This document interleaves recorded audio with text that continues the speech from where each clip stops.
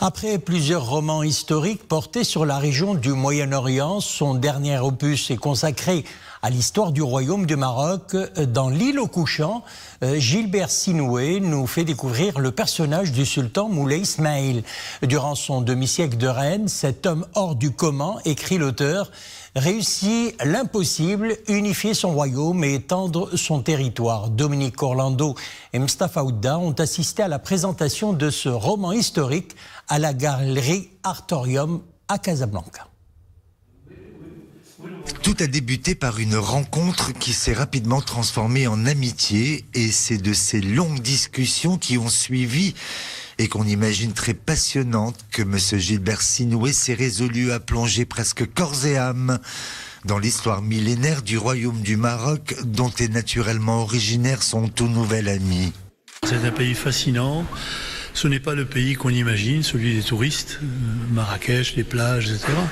Il y a une véritable histoire dans ce pays, il y a des conflits, il y a des passions, il y a des amours, il y a des femmes extraordinaires qui ont joué un rôle très important dans ce pays.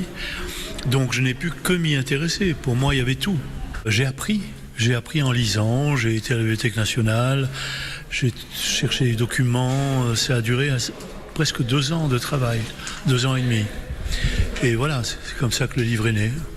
Rédigé sous forme de roman historique, l'ouvrage se lit comme un conte parsemé de découvertes et d'anecdotes qui rendent sa lecture sur 300 pages quasiment hypnotique. J'ai retenu une chose certaine, c'est que le Maroc est vraiment une île.